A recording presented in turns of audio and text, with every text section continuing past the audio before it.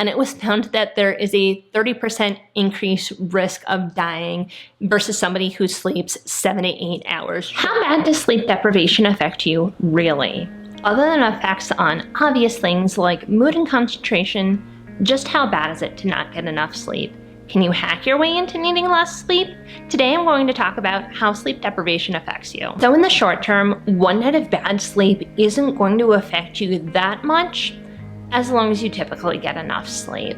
One thing that you're going to notice is that your hunger and satiety hormones will become irregular, so you're going to be hungry more quickly, and when you do eat, you're going to eat more because your hormones are dysregulated. Other than that, it's mostly just inconvenient and obvious things, like you don't need me to tell you that if you don't sleep enough, you feel tired. From there, things escalate really quickly. According to the CDC, being awake for at least 18 hours is the same as having a BAC, so a blood alcohol content, of 0.05. Now, in case you weren't aware, a BAC of 0.08 is going to get you a DUI in any state in the US.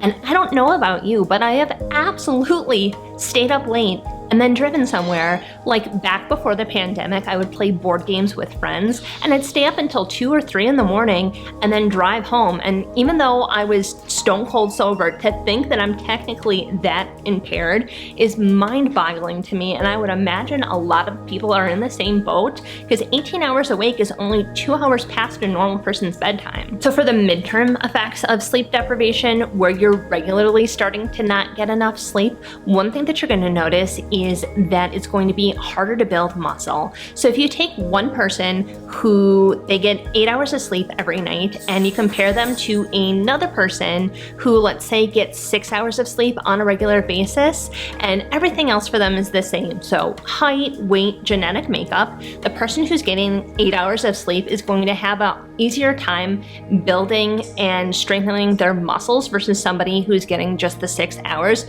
which I think is kind of ironic considering some people deprive themselves of sleep specifically to go to the gym. Sleep deprivation also factors into catastrophes like Chernobyl and the Challenger space explosion, the incident at 3 Mile Island nuclear power plant, and the Space Shuttle Columbia.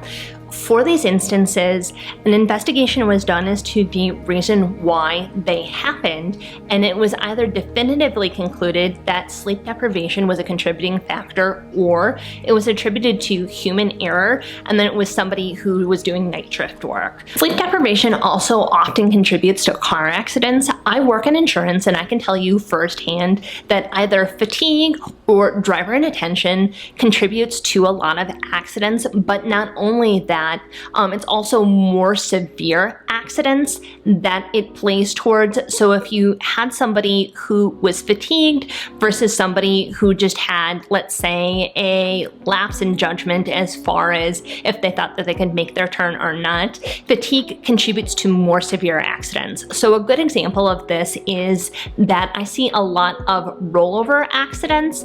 And when I say rollover, I mean you run your car off the road and your vehicle flips.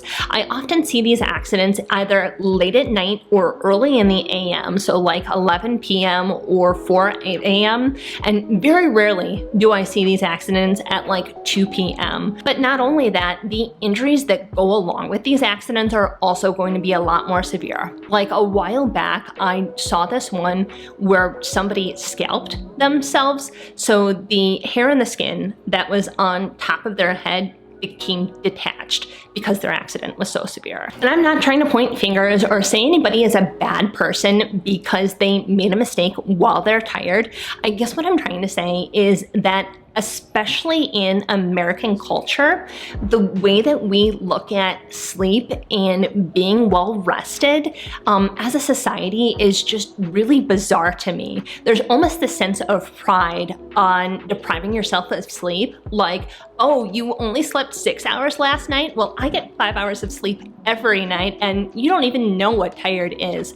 And I guess I just wish the way that we approached taking care of yourself to make sure that you're adequately rested to do the challenges that you have throughout the day wasn't looked at as lazy. So for long-term effects as far as sleep deprivation go, and when I say long-term, I'm talking about years of habitually depriving yourself of sleep, I looked at a paper that looked at a whole bunch of studies that were done on sleep duration, and it was found that short sleepers, and the definition changed depending on the paper. Some papers it was less than 7 hours. For most of the papers, it was less than 5 hours. It was found that there was a 12% greater risk of death for the short sleepers when factoring in all other factors like health conditions. But not only that, they also looked at long sleepers, and depending on the paper, the definition of long sleeper changed. Some papers it was over 8 hours, other papers it was over 9 hours, and it was found that there is a 30% increased risk of dying versus somebody who sleeps 7 to 8 hours, showing that more sleep isn't necessarily better. There was also a study done on doctors, and half the participants got 7+ hours of sleep per night versus the other group of doctors, which was on call. And they found that the on-call doctors had more DNA breaks and less DNA repair after only a few days of being on call. Obviously, more study would need to be done, but it has implications for neurodegenerative diseases, cardiovascular diseases, but not only that, we already know that sleep deprivation is associated with things like dementia and cancer and strokes. So it's possible that these DNA breaks and the lack of DNA repair are the missing link between the sleep deprivation and these health conditions. So the question I'm sure a lot of you are wondering is, can you hack your way into needing less sleep? And the short answer is no, you can't. I'm gonna do a video soon that goes over this in a lot more detail, but there is a lot of information that we are still learning about sleep as far as all the things that go on while we're sleeping and all the reasons why humans need sleep. And with the information that we have right now, it seems that we need a certain amount of time to do all these background tasks, and there's really no way to speed up those processes. With that being said, there's two loopholes, I guess, to that answer.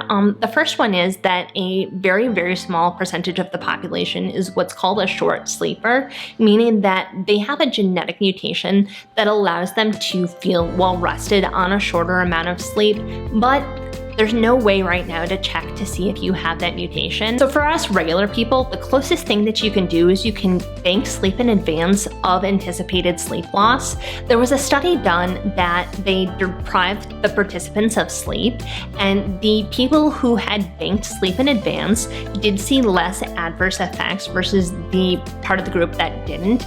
But I don't know about you, but rarely do I know when I'm not going to sleep enough on any given night. So it would be difficult for me to bank sleep in advance of an event that I don't know is going to occur.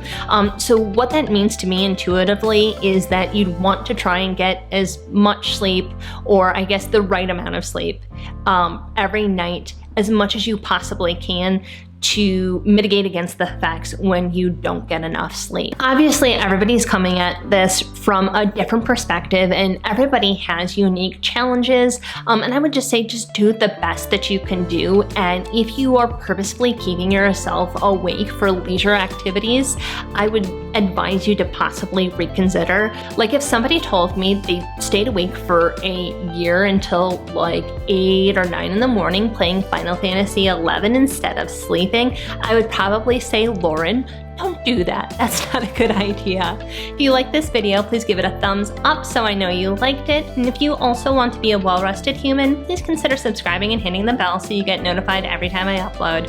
Sweet dreams!